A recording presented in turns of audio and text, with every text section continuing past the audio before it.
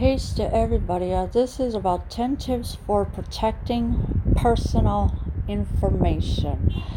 You should never give out your information to anybody. I don't care how much they ask for it. Tell them no. You tell them they cannot be allowed to have it ever. Whether it's online or in person, you are constantly being asked for your personal data. Don't just blindly give it up. Think about why the information is needed, who will see it, and how. Remember, the internet never forgets. Once information is out there, it's very hard to get it back. You should also always think about the impact that your comments or images could have on your reputation or the reputation of others. So whether it's online or in person, they're always asking for information, but you have to ask questions of why this is asked, what is it for, this and that. And of course, it's always, people could do bad things with your information, and of course, that your comments or images could have on your reputation or the reputation of others. So please never give it up. Get in the habit of reading the privacy policies of the websites and apps you use. Companies should be able to answer any questions you have about how your information will be used and protected. If they can't or you don't like what you hear, it should raise red flags, and maybe you should think twice before using their service. So you need to ask a whole bunch of questions. What is this for? Why do I have to give you this and that? Always ask questions, because you never know what could happen, and if you don't like what they're telling you, then move on. It's time to move somewhere else. If you are worried about the way your personal information is being handled by an organization, tell them most organizations care about their customers. Concerns about privacy. In many cases, a concern you have about how your personal information has been handled by an organization can be quickly and effectively addressed if you raise it directly with them. Positive changes to the general policies or practices of an organization are more likely when people speak up. So if you're worried about your personal information, please speak up. Don't just sit there to be silent at all. Speak up at all times. And of course, your personal information has been, if you don't like how they're handled, just speak up about it. And the general policies or practices of an organization are more likely when people speak up. So you must speak up about everything.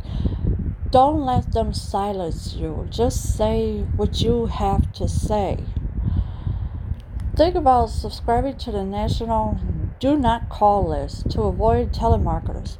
Check off the no thanks box on forms that ask you provide personal information, or leave a brief note stating your refusal to be contacted. You can also get your name removed from many mailing lists by subscribing to the Canadian Marketing Association's Do Not Mail services, and of course that's in Canada, but still, just say no. If somebody on the street want your personal information, tell them no. They are not allowed to have it. Keep it private at all times. Don't even fall for the scams that they're trying to put on you, and of course, it's always good to say no. Don't give them nothing. Just keep walking. And if they get upset, oh well, that's their problem, not yours. So who cares what they want? Your social insurance number is important to privacy protection because it can open the door to your personal information and put you at risk of fraud and identity theft. Your SIN is confidential and should only be collected and used for income reporting purposes, avoiding sharing it with private sector organizations or individuals such as landlords. Just because someone asks for your SIN doesn't mean that you have to provide it. Yes, so it's your social insurance number is important to privacy, and it should be protected, because if it's not, it could open new doors and hackers could charge you for stuff that you didn't even buy at all. So never ever give it out. Your social security number, put it in a safe place. Don't carry it with you. Put it in a safe, put it in a lockbox, put it somewhere where nobody could find it. Take steps to protect your privacy online. Ensure your computer, smartphone, and other mobile devices are password protected. Only download from reputable sources. Install and keep updated the latest antivirus, anti-spam, and firewall programs. Consider encrypting sensitive data. Disable Wi-Fi and Bluetooth if you're not using it. Data is vulnerable when passing through public spaces with open wireless networks. Don't leave mobile devices unattended. Yes, so you must take steps to protect your computer, smartphone, and other mobile devices. If you have, always carry your mobile device with you, because then this way nobody can get into it. Consider encrypting sensitive data. In other words, just do it. In other words, disable Wi-Fi and Bluetooth if you're not using it. So make sure your Wi-Fi and Bluetooth is not in use if you're not using it. The data is invulnerable by passing through public spaces with open wireless networks. So if you have open wireless networks, don't leave anything around. Don't leave no cell phones or anything around. One way you can help prevent identity theft is to ensure that your passwords are hard to guess. Make them 8 or more characters. Use a combination of letters, numbers, and symbols. Use different passwords for different websites, accounts, and devices. If you need to write your passwords down to remember them, keep them in a secret, secure, locked places. So please never give out your passwords. Even if they ask for it, tell them, no, I'm not giving it to you. Don't let these people get a hold of it, because they will do anything they can to look up information, and of course when they do, they'll break every law that there is in the book about it. So, and it's always good to keep your password safe. If you have to write it down somewhere, if you forget, just secure it just lock it in a secure place. Lock it in a safe. Lock it in a lockbox. That's the only place you're going to get to know where your passcodes are, so this way nobody else will know. Mobile devices, browser sites, apps, and other web-enabled items such as video games and cameras often have adjustable privacy settings. For devices, this may include the ability to control everything from location tracking to screen locks. For browsers, users can often control things like cookies and pop-ups, while apps and websites such as social media sites generally allow users to control what personal information others can see about them. Never rely on default settings. Review and adjust your privacy settings regularly, as they can change from time to time with a little or no notice. Yes, so mobile devices, browser sites, apps, and other web-enabled items such as video games and cameras, they're the vulnerable ones, but of course you must do everything you can to protect it.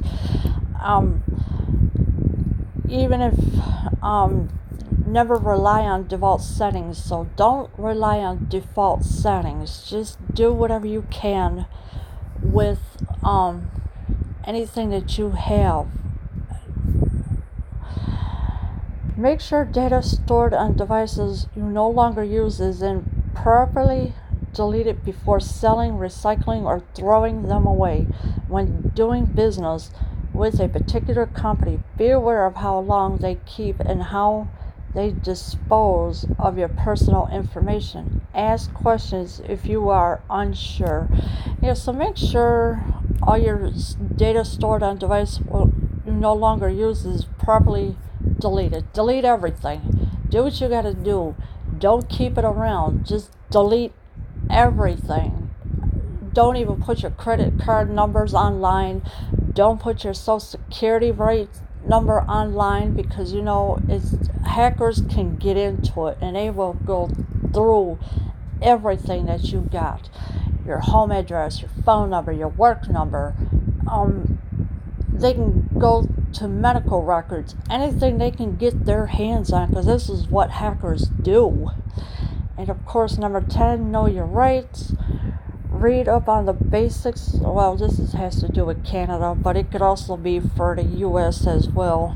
And but please protect your personal information. Do not give it out to anybody, because this is going to cause a lot of dangers. Even with your YouTube channel, of course, I did a video earlier about the 2-step thing. People, please go watch that video. And of course, now with the personal information, you must never give it out to anybody. I don't care how much they ask for it, tell them no.